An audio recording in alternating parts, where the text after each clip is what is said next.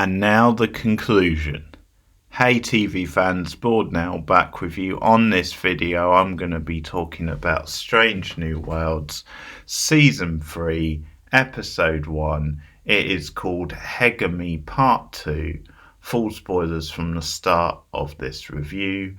And it's great to have Strange New Worlds back because for me and for many people it is the best modern Trek. An opener picks up from the cliffhanger of last season, so it's been 2 years now in real time, and the dilemma that Pike and the ship had to face, whether to try and rescue those who were still trapped down below on the Gorn planet and potentially risk all-out war. And how this episode plays out is all about strategy.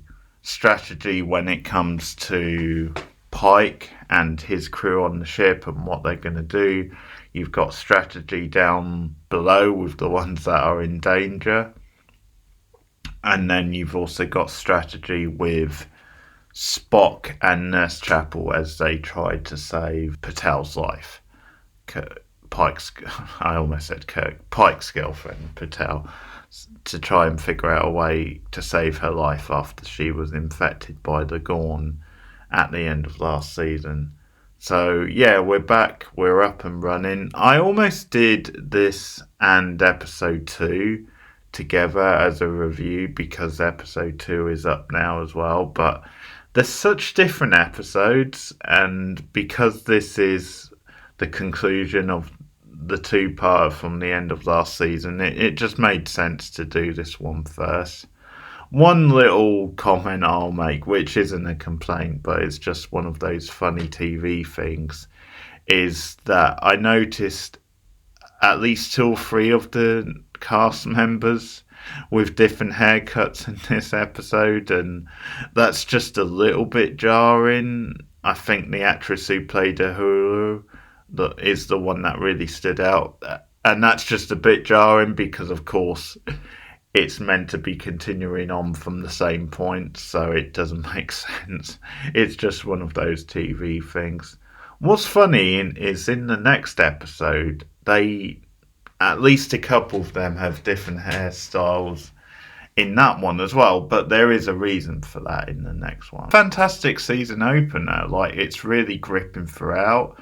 It's got a lot of the classic Trek things that you would want, both from maybe an older Trek show, but also from this modern Trek show and how it's doing things differently.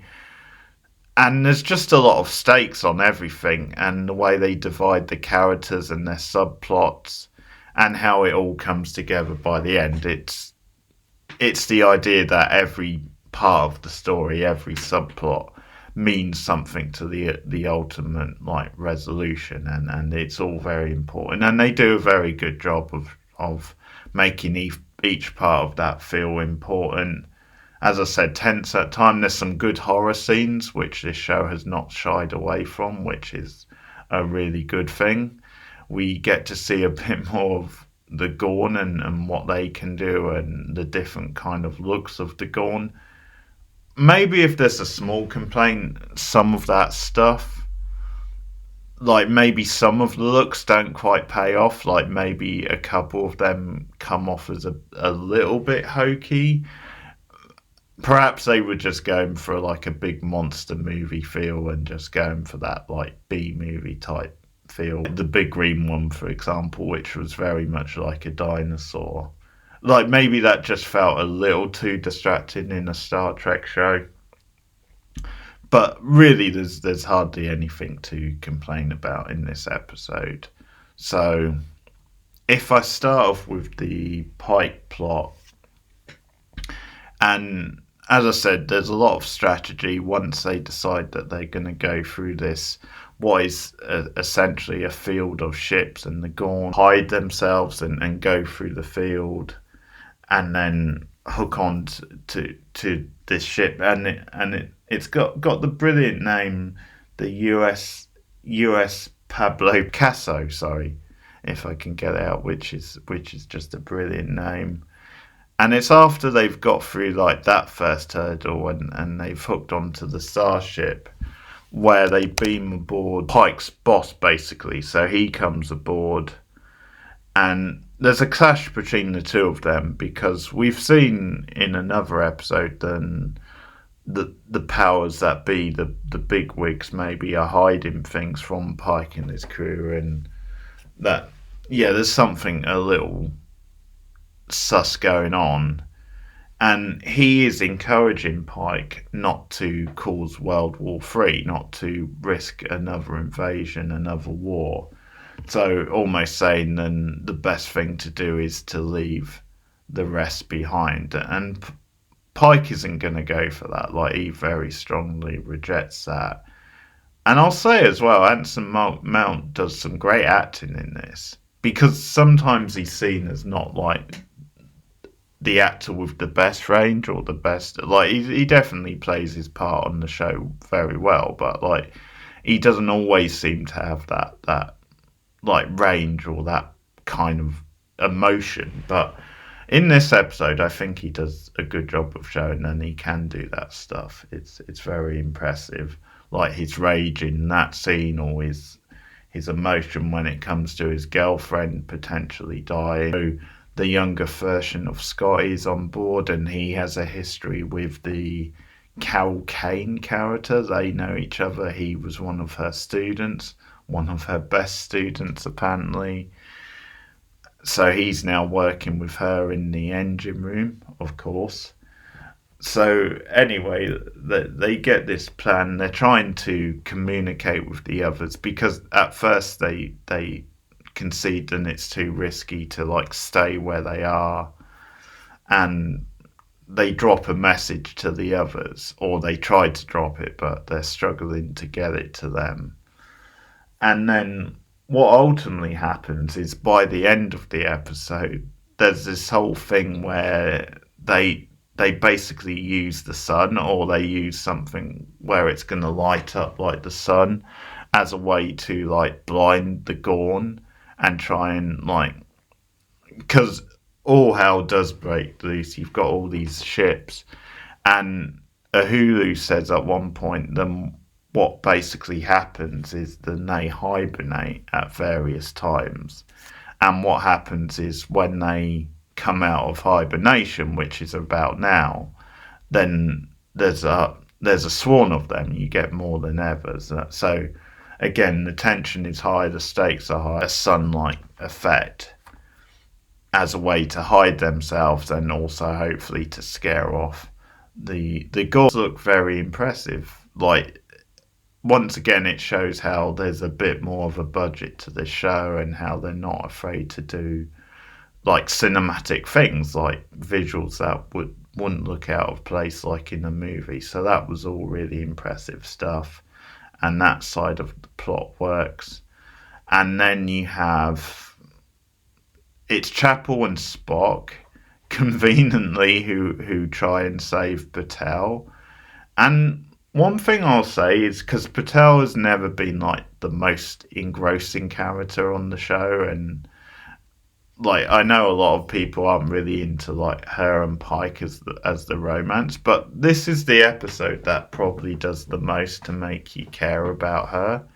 And I know when she first came aboard at the end of last season, she immediately told Chapel, if push comes to shove, if I'm like completely infected and take it over, then don't hesitate to take me out. So that's going to make you like her a little bit more as well, because she's being selfless in saying that. So this is maybe the start of, for some people, building her back up a little bit, and maybe investing in the Pike-Patel relationship. But anyway, Chapel, who has a very emotional episode here, because M'Benga is one of the ones who's down on the planet, so that's why Spock agrees to help her out. I mean, of course, he's probably using it to get to be close to her as well, but as well because she's struggling without Joseph, and that's something which is a nice moment where she says, I've never really done this without Joseph, or it's going to be harder without Joseph. And So Spock and her joining forces to try and save Patel. And Chapel immediately, because Spock approaches her, says, "I'm sorry about the way we left things." And Chapel is very sort of blunt. She accepts his apology, but she also says nothing has really changed because she's still going away for 3 months. And she says, "We can assess our situation when I get back." But she also says, "Don't wait for me." So it does seem like she's calling on the relationship as well. And I do like the Chapel Spock stuff. I do like their chemistry, and I am invested in the relationship. I think sometimes they lean a bit too much into the relationship, like maybe we get a bit too much of it.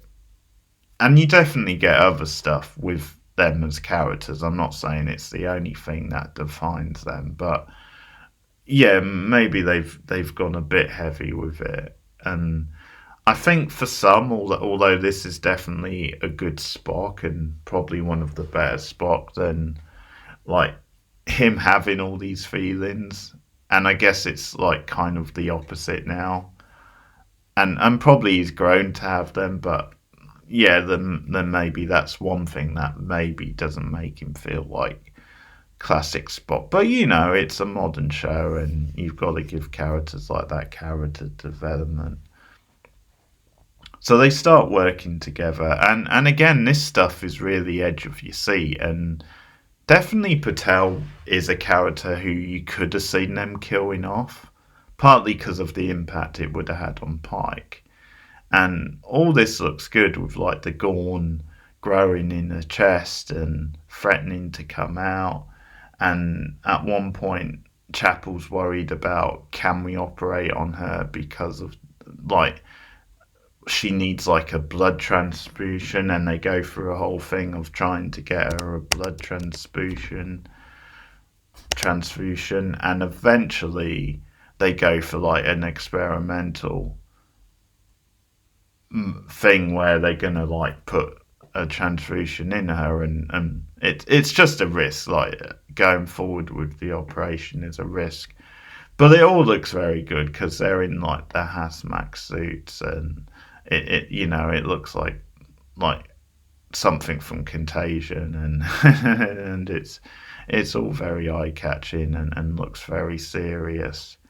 And another thing about the episode is that they do go really deep into the science, which they don't always in Star Trek. Like a lot of times it is quite a simple like thing, but so it sounded really serious. So I did like that. It does work, and she is still alive by the end of the episode, and you get quite a nice little scene with her and Pike at the end, where there's this ironic thing because I think they're saying that Pike probably isn't religious, so he's like, "Oh, you've won God," and he's about to pray, and she wakes up and like cuts him off. "Still here, I'm still here," and he gets really emotional. Down on the planet with the other like main characters, they're trapped in like cocoon type shells. And once again, this is a good effect because it all looks very slimy and very like looks very authentic. And Leanne, because of her past with the Gorn, she plays a big part in this episode. And she starts breaking out of the shells, or her shell, and then she helps the others break out of their shells. And so you get quite a nice little splatter effect with the shells coming open.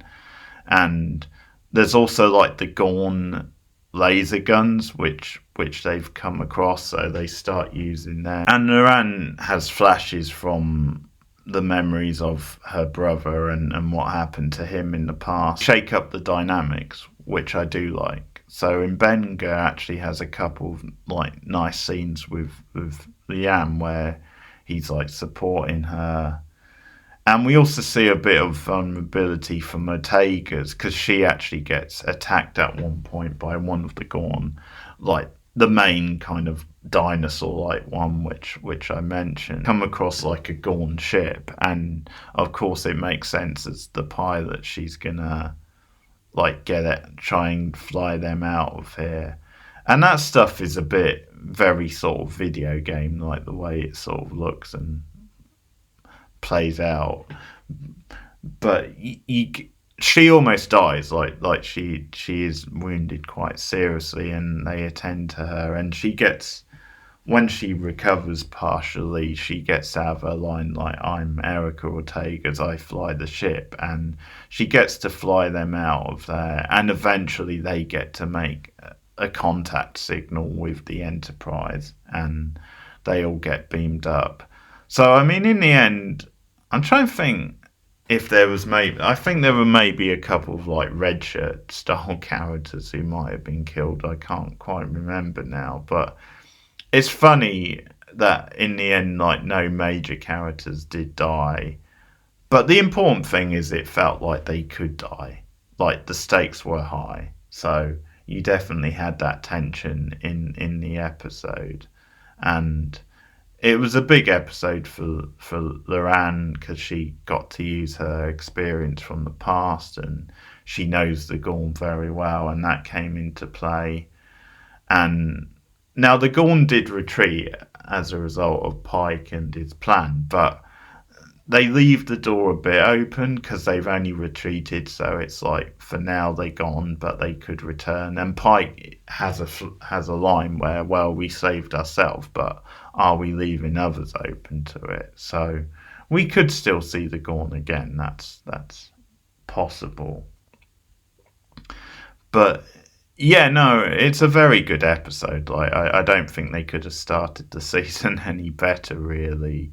So, and I will just say, I'll return with episode 2 soon, but it is funny then they went for a complete 360 with episode 2, because they did go for a more comedic, lighter one. And it was announced recently that the show would end after season 5. And the studio said season 5 would be a shorter season, like it would be 6 episodes. I think they said instead of 10, and that's a bit of a weird one. Now, it's not a big deal then it's been cancelled after season 5, if that's even the word, because the plan was always 5 seasons. It even says in the intro to the show, like they rejigged that famous line from the other shows, and they say it's 5-year mission. So it always intended to be 5 seasons. I'm not quite sure why they're, I don't know, pulling the trigger on, okay, it's only going to be 6 episodes the last season. And I'm not sure why they're announcing that now. I think it's just so that they can give the writers time to build to a finish, and just letting them know that in the final season you will only have 6 episodes. But even so, it seems a bit like they're jumping the gun on that, because if the ratings carry on and are really strong, then why wouldn't you give them 10 episodes? Like does it really make that much difference in any case? So it's a bit weird. Like, I think I get why they've done it. I think it is just that thing of giving them the chance to, okay, you've got this amount of episodes, so you can write around that. But yeah, it is a bit random, but they have it. Very good opening to season 3 anyway, so signs then the show is not going to let up when it comes to the quality. So Strange New Worlds, season 3 opener, Hegemony Part 2, and of course I love the tradition being continued. Then you have a cliffhanger, you have a 2-parter Pachin season, so you end the previous season with part 1 and you go into this season with part 2. That's a nice callback to old Trek. So let me know what you guys think of Strange New Worlds season 3 episode 1 in the comments below. Like and subscribe as always. If you want to support the channel and help me monetarily, you can become a channel member at 3 different tiers. I'll put the link in the description, and also you can support me patreon.com/borednow, and me and like regular Madison Esters recently have been doing some commentary, some reactions to like anthology type horror shows, so some Goosebumps, some Tales from the Crypt. So you can get extras like that on Patreon if you want to help me out a little. And I'm doing other sci-fi shows or other shows like this. So for example, last week I took a look at the first 2 episodes of The Institute, which is a new MGM show based on a Stephen King novel. So go and check out my thoughts on the opening 2 episodes of that. And there's other things that fit into this. I will of course be doing Stranger Things, the final season, when we get to that at the end of the year. But thanks for listening, guys. Keep watching TV and Star Trek, and I'll see you again soon. Bye.